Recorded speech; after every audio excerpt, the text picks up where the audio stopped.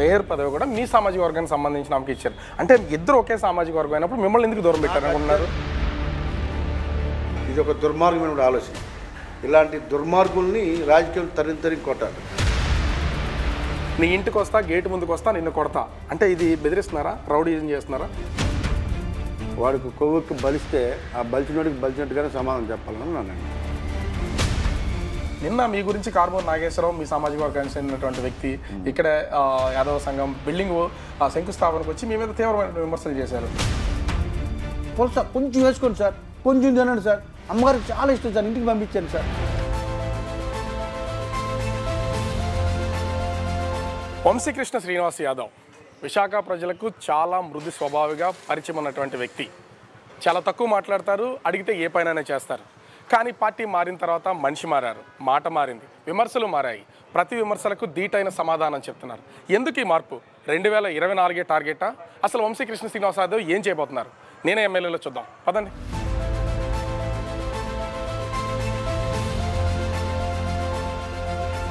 ప్రస్తుతం వంశీకృష్ణ శ్రీనివాస్ యాదవ్ గారు మనతో ఉన్నారు. సార్ నమస్తే. సార్, రాజకీయాలకు సంబంధించి మాట్లాడే ముందు రాజకీయాల్లోకి వచ్చే నేను కోట్ల రూపాయలు పోగొట్టుకున్నానే ఒక కామెంట్ ఎప్పుడు చేస్తూ ఉంటారు. అంటే అసలు రాజకీయాలకు ముందు అసలు మీరు ఏం చేశారు? నేను షిప్పింగ్ కంపెనీ బిజినెస్ ఉన్నాను. నేను చిరంజీవి గారి మీద అభిమానంతో ప్రజారాజ్యం పార్టీలో ఊరికే ఆయన మీద అభిమానంతో రావడం జరిగింది. ఆ తర్వాత జరిగిన పరిణామాల్లో అనుకోకుండా నేను కంటెస్ట్ చేయడం, తూర్పు నియోజకవర్గానికి ప్రజారాజ్యం పార్టీ తరఫున అతి స్వల్పంగా ఓడిపోవడం, అప్పుడు కూడా కుట్రలే అని. సో ఇప్పుడున్న పరిస్థితుల్లో మీకు ఆ తర్వాత జరిగిన స్టోరీ అంతా కూడా అందరికీ తెలిసిందే. అనుకోకుండా వచ్చిన పరిస్థితులు తప్ప దీనికి ప్రత్యేకమైన పరిస్థితి అయితే ఏం లేదు. అంటే ఇంత బిజినెస్ జరుగుతున్న టైంలో అసలు రాజకీయాల్లోకి ఎందుకు రావాలనిపించింది? మిమ్మల్ని ఎవరైనా ఆహ్వానించారా, లేకపోతే మీకే రాజకీయాల్లోకి వెళ్ళాలని ఆలోచన ఉందా? అసలు అలాంటి ఆలోచనలే లేవు. చిరంజీవి గారి అభిమానంతో మేము ఆ రోజుల్లో ఊరికే తిరుగుతూ అనుకోకుండా అలా జరిగిపోయింది. తర్వాత ఎందుకు వచ్చామా అని పడుతూ ఉన్నాం, పడ్డం కూడా. అంటే 15 సంవత్సరాల నుంచి రాజకీయం చేస్తున్న చాలా పదవులు, పార్టీ పదవుల దగ్గర నుంచి అధికారంలో ఉన్నటువంటి పదవులు కూడా చాలా అనుభవించారు. ఇట్లాంటి వ్యక్తి ఒక్కసారి ఒక అసహనానికి గురవడానికి గల రీజన్ ఏంటి? దానికి కారణం ప్రత్యేకించి ఏం లేదండి.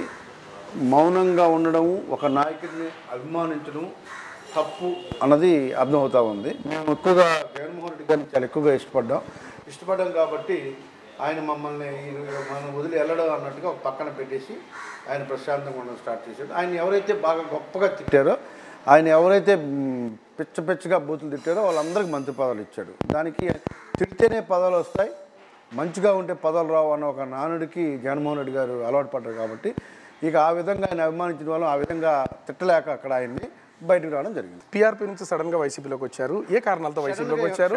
మిమ్మల్ని తీసుకురావడం వెనక ఎవరైనా పాత్ర ఏమైనా ఉందా? ఎవరు లేదు, సడన్గా ఏం రాలేదు. ప్రజారాజ్యం పార్టీ కాంగ్రెస్ పార్టీలో విలీనం అయింది కాబట్టి, విలీనం కాకపోతే పార్టీ మారాల్సిన అవసరం కూడా నాకు లేదు. మేము ఆయన మీద అభిమానంతో వచ్చాం కాబట్టి. సో విలీనం అయింది కాబట్టి తప్పనిసరి పరిస్థితుల్లో ఆ రోజు నన్ను ఆహ్వానించి మన ఇంటికి వచ్చి ఆయన నన్ను జాయిన్ చేసుకొని తీసుకెళ్లారు తప్ప నేనేం జాయిన్ అవుతానని అడగలేదు. వంశీకృష్ణ శ్రీనివాసుని కూడా సీఎం జగన్మోహన్ రెడ్డి అదే స్థాయిలో గౌరవించాడు. పార్టీలో ఇంచుమించుగా ఒకే నియోజకవర్గం నుంచి 2 సార్లు మీరు, అంటే ఒకసారి టీఆర్పీ నుంచి పోటీ చేశారు, మరొకసారి తూర్పు నియోజకవర్గం నుంచి వైసీపీ నుంచి పోటీ చేశారు. అంటే మీకు గౌరవం ఇచ్చినట్టే కదా? నేను గౌరవం ఇవ్వలేదని అనలేదు.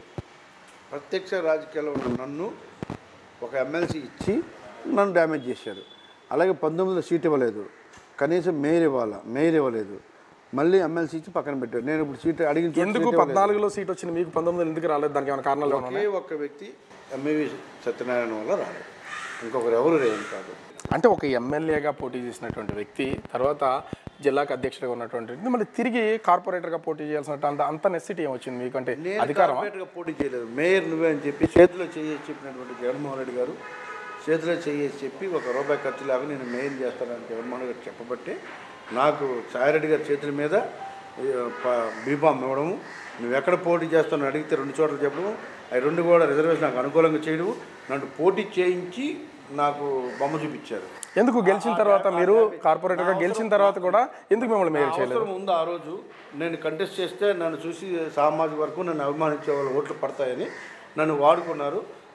రిజల్ట్ వచ్చిన నైట్నే వాళ్ళు మళ్ళీ ప్లేట్ తిప్పడం జరిగింది.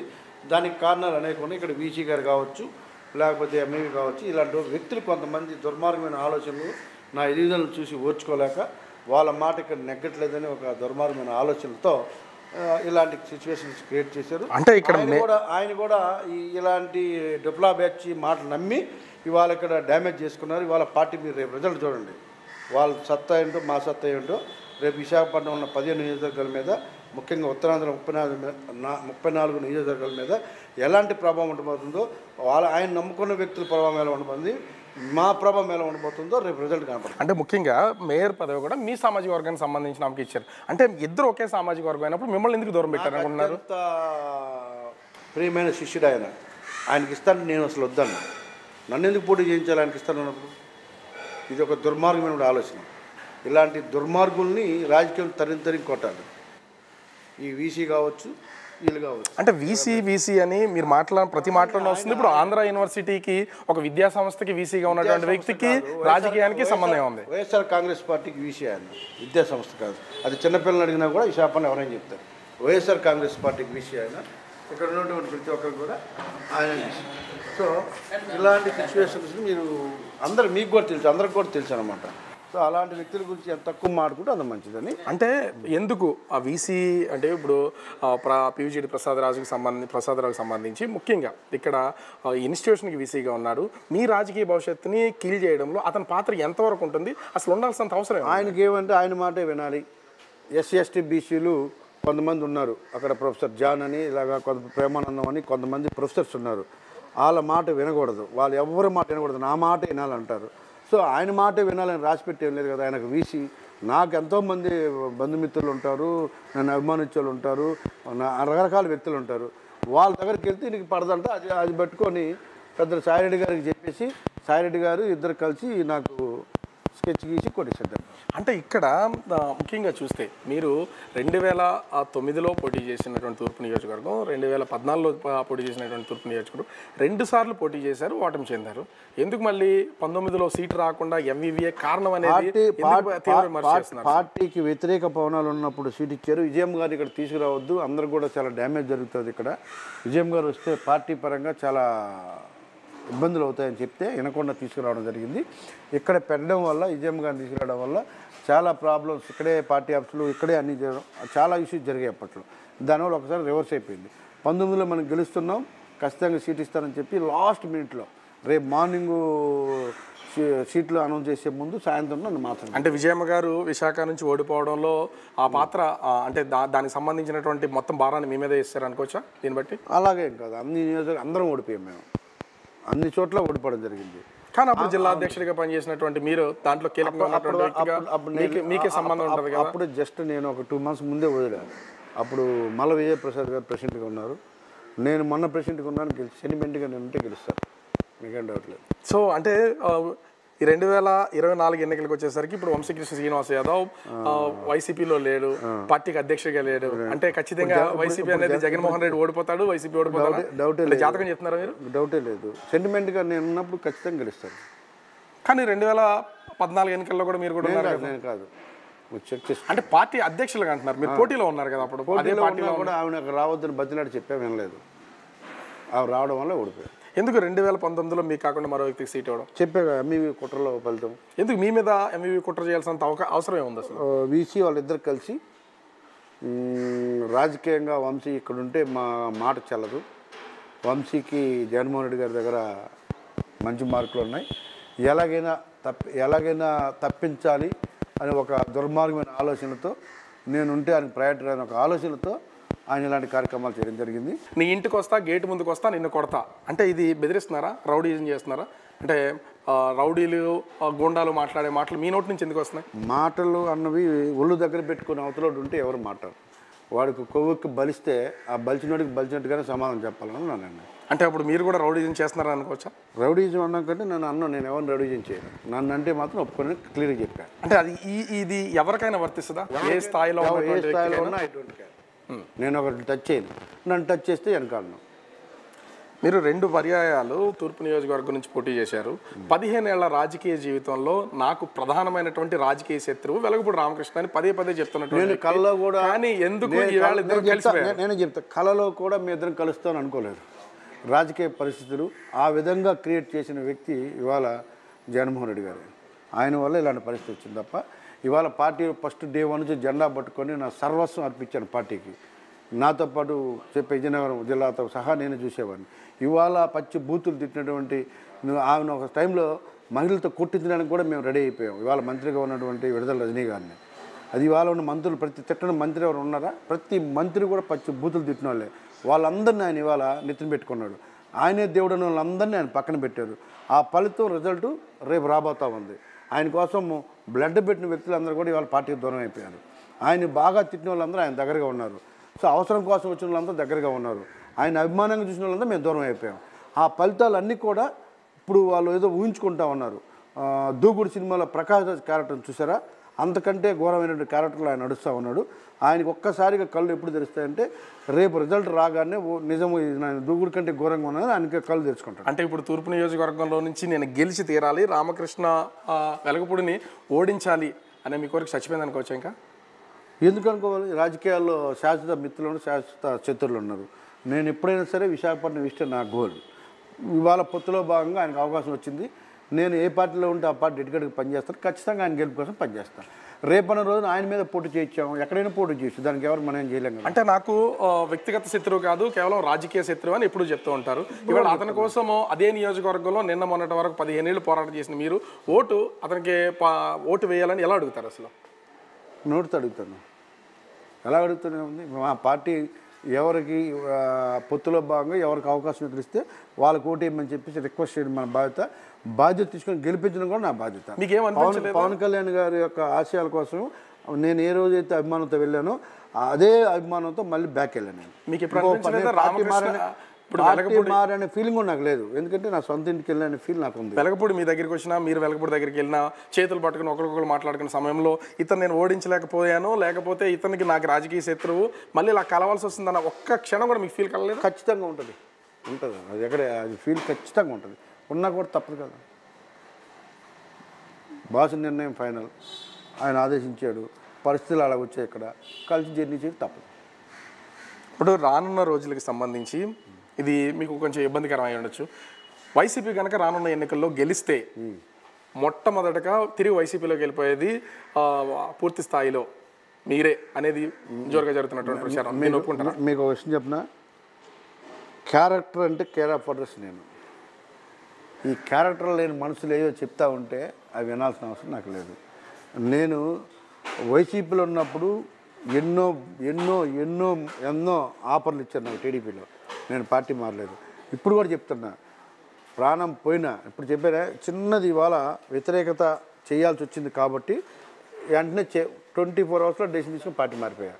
అలాంటి సిచ్యువేషన్లు ఉంటాయి తప్ప ఎందుకు ఇంత సడన్గా పార్టీ మారాల్సినటువంటి పొజిషన్? అంటే మీకు అంత కానిరాని విధంగా వైసీపీ ఎందుకు తయారు? ఆ పార్టీలో రోజు రోజుకి కార్యకర్తలకు కానీ నాయకులకు కానీ ఇలువ లేకుండా పోతూ ఉంది.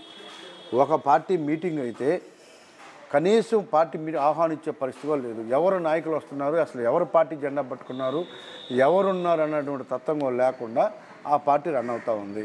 ఇవాళ పార్టీ జెండా పట్టుకుని మోసిన ప్రతి కార్యకర్త బాధపడుతూ ఉన్నారు, ఎందుకు ఇక్కడ ఉన్నామని.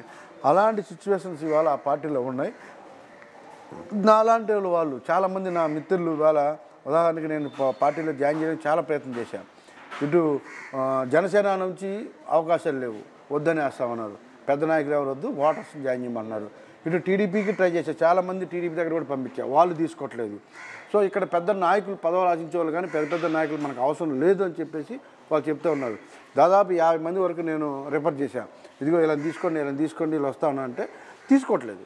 మనకు ఉన్న వాళ్ళు చాలు, ప్రస్తుతం మనం ఏం చేయలేము, ఎవరికి హెల్ప్ చేయలేము అని వాళ్ళు అంటున్నారు, వీళ్ళు అంటున్నారు. సో ఆ ప్రాసెస్లో పెద్ద నాయకులు తీసుకోలేకపోతా ఉన్నాం. మీరు జనసేనలోకి వచ్చేటప్పుడు కూడా ఇట్లాంటి హామీ ఏదో మీకు ఇచ్చే ఉంటారు కదా? నేనేం హామీ తీసుకోకుండానే పార్టీలో 24 అవర్స్లో డిసైడ్ అయ్యాము, పార్టీ మారిపోయాము. ఆయనే పిలిచి మీరు పార్టీ మీ అవసరం ఉంది పార్టీకి, సో ఖచ్చితంగా మిమ్మల్ని పార్టీ ప్రెసిడెంట్గా పెడతానని చెప్పేసి నాకు పవన్ కళ్యాణ్ గారే పిలిచే అవకాశం ఇచ్చారు. నేను చాలాసార్లు దాదాపు 8 సంవత్సరాలు పార్టీ ప్రెసిడెంట్ చేశాను. నాకు అవసరం లేదు, అనుకున్నా నేను. కానీ నువ్వు పార్టీని బలోపేతం చేయాలి కాబట్టి నువ్వు అక్కడ ఖచ్చితంగా ఉండాలనేది మా ఉద్దేశం. నువ్వు ఉండని చెప్పడం జరిగింది. దానికోసం నేను ఇవాళ మళ్ళీ పార్టీ ప్రెసిడెంట్ తీసుకొని ఈ పార్టీని బలోపేతం చేయడంలో కీలక పాత్ర పోషిస్తానని చెప్పడం జరిగింది. అదేవిధంగా రోజుకి ఓటర్స్ని కంటిన్యూగా నేను జాయిన్ చేసుకుంటూ పోతూ ఉన్నా.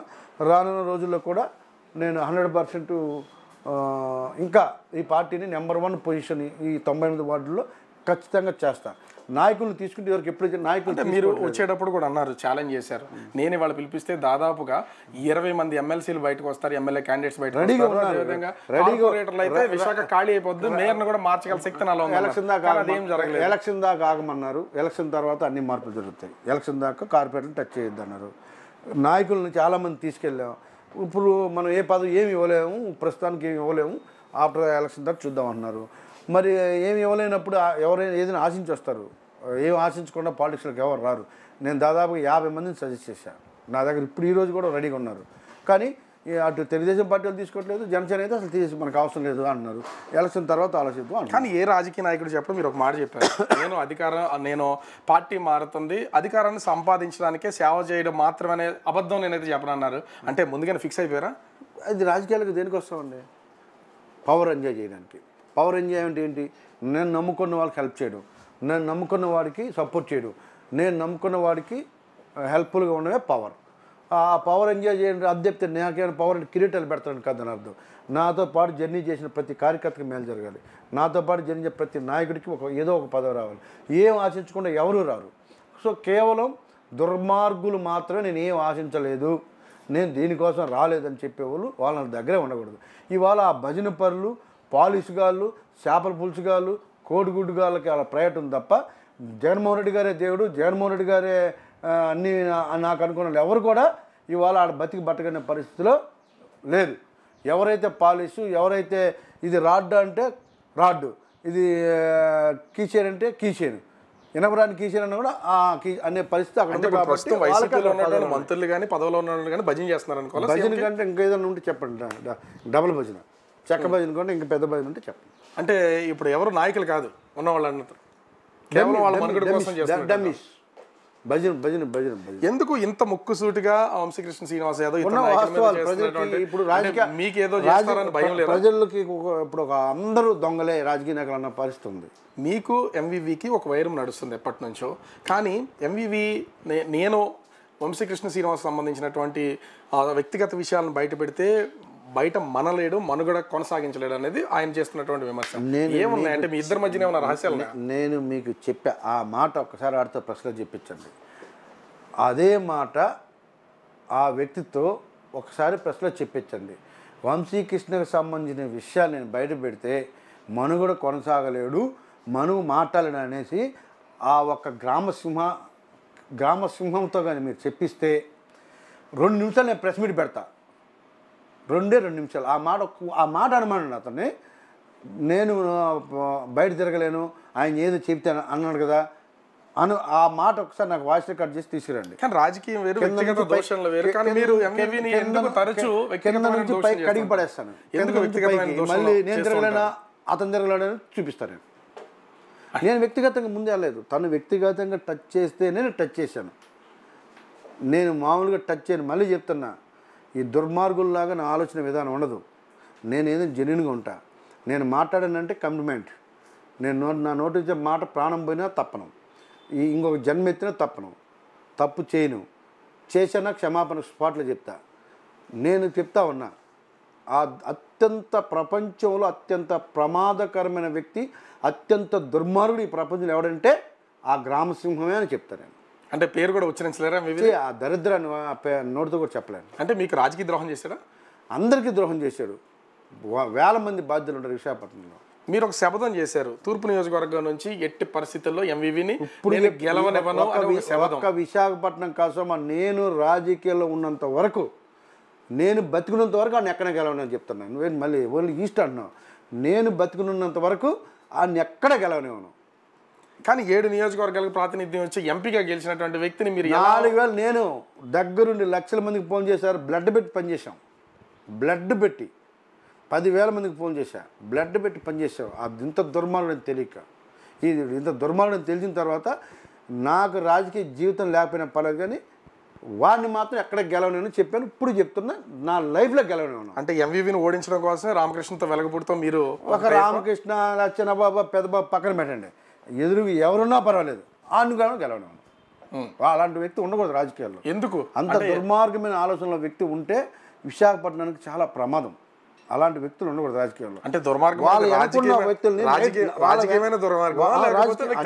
అన్ని దుర్మార్గాలే. తను పగలు దేవుడు నీది తిరుగుతాడు. వాళ్ళు వెనకున్న టాప్ 5 నేను తిడతాడు నాకు తెలుసు. నేను నిన్న ప్రత్యక్ష అలాంటి వ్యక్తులు సమాజానికి ప్రమాదం. వాళ్ళని కులం పేరు తిడతాడు. ముందు వాళ్ళ 24 hours వాళ్ళతో ఉంటాడు. వాళ్ళని కులం పేరు తిడతాడు. వీళ్ళు ఒక మత్తులో ఉంటారు. ఆయనకి ఆ మత్తులో వాళ్ళు ఏం తిట్టినా కూడా తెలియట్లే. అత్యంత దారుణమైనటువంటి వ్యక్తి. వాళ్ళ వెనకప్పుడు తిరుగుతున్న ప్రతి ఒక్కరిని తిట్టాడు. నేను విన్నాను, ఎవరో అసలు ప్రతి ఒక్కరిని కూడా తిట్టాడు. సో అలాంటి వ్యక్తితో రేపు నన్ను తిడతాడు, నిన్ను తిడతాడు, ఎవరైనా తిడతాడు. సో ఖచ్చితంగా అలాంటి వ్యక్తులకి మనం బుద్ధి చెప్పాలి. అంటే ఒక సీఎంగా ఉన్నటువంటి వ్యక్తి కానీ, ఒక రీజనల్ అందరు మబ్బులో ఉన్నారు వ్యక్తి కానీ, అందరు మబ్బులో ఎంవీవీ చెప్పే మాటలు వింటారనడంలో అతిశక్తి అనిపించట్లేదు. తనకి ఏదో అంట చూసారు, నడమంత్రం సిరియన్ ఒకటి వచ్చింది. ఇప్పుడు ఏదో చూసావా, రోడ్డు మీద పోయేవాడికి దొరికితే ఎలా ఊపుతారో, ఒక కేర్ ఆఫ్ ప్లాట్ఫామ్ గాడికి ఒకసారి ఆ సిరి వచ్చింది. ఆ సిరి వచ్చినప్పుడు అలాంటి ఊపులో ఉంటాయి. ఇప్పుడు పడుకుంటున్నాడు, స్టార్ట్ అయిపోయింది పాలు, ఇప్పుడు డౌన్ స్టార్ట్ అయిపోయింది. బ్యాంకులో ఒక 1000 కోట్లు అంతా దొబ్బెట్టాడు. వాళ్ళ ఆస్తులు చూస్తే 500 కోట్లు ఉన్నాయి. ఎవరు ఇప్పుడు లోన్లు ఇవ్వడం మానేశారు. అలా కింద నుంచి పైనుంచి కిందకి పాలు స్టార్ట్ అయిపోయింది. తప్పు చేసిన ప్రతి ఒక్కడికి శిక్ష తప్పదు, ఎట్టి పరిస్థితుల్లో తప్పదు. కానీ 5 ఏళ్ళు ఎంపీగా ఉండి విశాఖపట్నాన్ని కానీ చుట్టుపక్కల ఉన్నటువంటి ఒక్కటి చెప్పమనండి, ఎక్కడ అభివృద్ధి చేయలేదంటే ఒక్కటి. ఈ విశాఖపట్నం అన్నది ఈ దేశంలో అత్యంత ప్రతిష్టాత్మకమైనటువంటి ఎంపీ. ఇక్కడ సెంట్రల్ గవర్నమెంట్ ఎన్నో సంస్థలు ఉన్నాయి. ఒక్క సంస్థకు రివ్యూ మీటింగ్ పెట్టిన అడగండి, ఎక్కడన్నా ఒక్క సంస్థ ఒక ఎంప్లాయ్మెంట్ జనరేట్ చేసిన అడగండి. ఈ విశాఖపట్నానికి ఒక చిన్న ఇంత పనిచేసాను చెప్పమనండి. అత్యంత ఫెయిల్యూర్ ఎంపీ ఈ దేశంలో కాదు, ఈ ప్రపంచంలోనే ఫస్ట్ ప్లేస్ వస్తుంది. ఇలాంటి ఎంపీ మీరు అటెండ్ కలెక్టర్ గారి దగ్గరికి వెళ్ళండి, మున్సిపల్ కమిషనర్ దగ్గరికి వెళ్ళండి, సెక్రటరీకి వెళ్ళండి. ప్రజా సమస్య మీద ఈ ఎంపీ ఎప్పుడైనా వచ్చాడా? తన సొంత పనుల కోసం, తన భూ కబ్జాల కోసం, తన భూముల కోసం, తన అపార్ట్మెంట్ల ప్లాన్ కోసం తప్ప, తన సొంత పనులకు తప్ప ఒక్క పని కోసం, ఈ రోడ్డు కోసం, లేకపోతే ఈ మనిషి కోసం, ఈ వ్యక్తి కోసం పలానా చోటుకి వెళ్ళాను అని ఒక్కరితో చెప్పించండి, నేను ఛాలెంజ్ చేస్తున్నాను. రైట్. మీరు ఇందాక మాట్లాడుతూ కూడా ఒక మాట, చేపల పులుసు అనేది మీరు వచ్చినటువంటి కొత్త పదం. నిన్న మీ గురించి కారుమూరి నాగేశ్వరరావు, మీ సామాజిక వర్గానికి చెందినటువంటి వ్యక్తి, ఇక్కడ యాదవ సంఘం బిల్డింగ్ శంకుస్థాపనకు వచ్చి మీ మీద తీవ్రమైన విమర్శలు చేశారు. అంటే ఆయన ఉద్దేశించిన ఈ చేపల పులుసు అనేది ఏంటి? చేపల పులుసు అసలు కథ ఏముంది దీనికి? నేను ఎప్పుడు కూడా ఒక వ్యక్తి గురించి మాట్లాడను.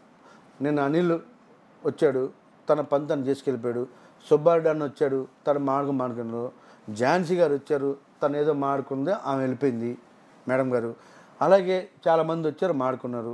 ఇతను కూడా వచ్చాడు. దేనికి వచ్చాడు? తన పని తను చేసుకొని వెళ్ళాలి. ఇక్కడ వంశీకి మాటలు రావు, హుస్సేన్ సాగర్లో బుద్ధ విగ్రహము. ఎస్, నేను బుద్ధుల్లాంటివన్నీ నేను కాదనలేదు. ఆయన ఏం చెప్పాను, నీలాగా చేపల పులుసు ఇచ్చి స్వీట్లు పెట్టి అమ్మగారు ఈ చేపల పులుసు తింటావా అంటే ఎవరు? అమ్మగారు చాలా ఇష్టం సార్, ఇది అమ్మగారి కోసం పులుసుని పంపించాను సార్, బొమ్మడాయిల పులుసు సార్, అమ్మగారి కోసం ఇది వండాను సార్, అమ్మగారి కోసం ఇదేదో ఉంటుంది ఈస్ట్ వెస్ట్ గోదావరి జిల్లాలో పులుసు, ఏంటో ఏదో ఎదురు వస్తాయి కదా, ఏంటిది పులస సార్, ఇది ఎక్కడ దొరకదు సార్, చాలా ఇది అసలు ఎక్కడ కనిపిస్తుంది సార్, ఈ పులస కొంచెం వేసుకోండి సార్, కొంచెం తినండి సార్, అమ్మగారికి చాలా ఇష్టం సార్, ఇంటికి పంపించాను సార్. ఈ మాటలతోనే కదా నువ్వు కొట్టావు. అంటే చేపల పులుసుతోనే పడగొట్టాడు. చేపల పులుసు మంత్రి అయినా చేపల పులుసుతోనే పడగొట్టాడు. నేను ప్రత్యక్ష సాక్షిని. వంశీకృష్ణ శ్రీనివాస యాదవ్కి అందరి రహస్యాలు తెలుసు, అందుకే ఇంత బోల్డ్గా విమర్శలు చేస్తున్నారు అనుకోవచ్చా? ఖచ్చితంగా. అంటే వాళ్ళందరూ సీక్రెట్స్ మీకు తెలుసు? ఎవరు సీక్రెట్ అందరూ తెలుస్తాయి, ఖచ్చితంగా తెలుస్తాయి. ఎవరు వ్యక్తిగతంగా మాట్లాడిన రూల్ ఉందా? ఎవరు చెప్పాడు మాట్లాడిన వ్యక్తిగతంగా? ఎందుకు మాట్లాడాలి వ్యక్తిగతంగా? నన్ను ఎందుకు టచ్ చేయాలి? నలుగురు అంతమంది వచ్చారు, నువ్వు ఒకడో మార్కుల కోసం నన్ను మాట్లాడతావా? నీ మార్కుల కోసం నా గురించి మాట్లాడాలా నువ్వు? నేను బొద్దు విగ్రహాన్ని నువ్వు మాట్లాడగలవు? నేను మాట్లాడితే దేశ రాజకీయాల మీద పూర్తి అవగాహన వ్యక్తిని నేను. నీలాగా చేపల పులుసులు కాదు.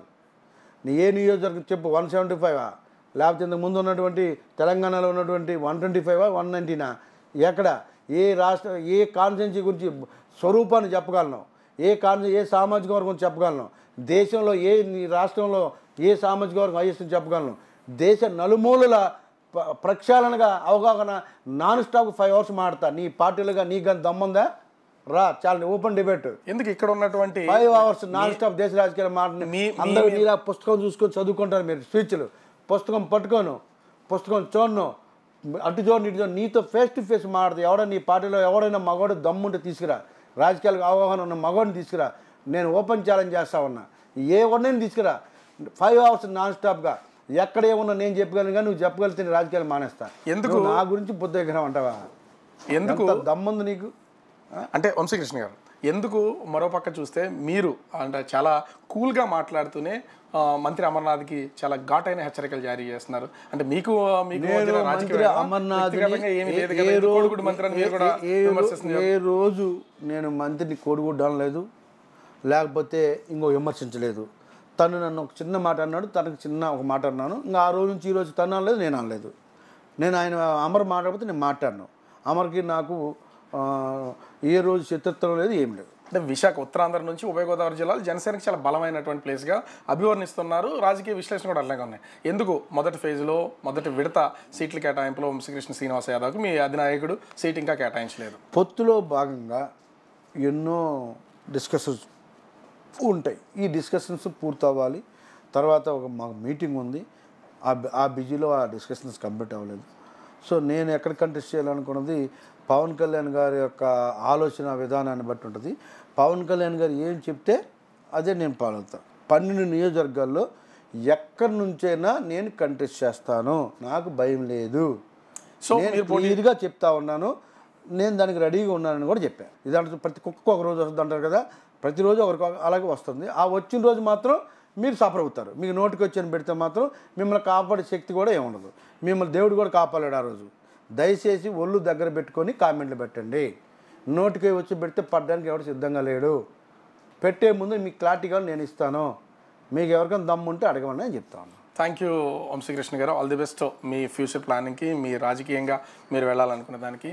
మొత్తానికి ఎలా చూసినా కూడా రానున్న ఎన్నికలే కాదు, పూర్తి స్థాయిలో నా మీద వ్యక్తిగత దోషాలు చేస్తే వ్యక్తిగతంగా వెళ్తాను, ఎవరికి భయపడేది లేదు. ఎన్నికలకు సంబంధించి పార్టీ అధినేత ఏది ఆదేశిస్తే దాన్ని ఫాలో చేస్తాను, ఖచ్చితంగా గెలిచి తీరుతాను, నాతో పాటు మిగిలిన వాళ్ళని కూడా గెలిపిస్తానని వంశీకృష్ణ శ్రీనివాస్ యాదవ్ చెప్తున్నటువంటి పరిస్థితి. కెమెరామెన్తో రాజు, బిగ్ టీవీ, విశాఖపట్నం.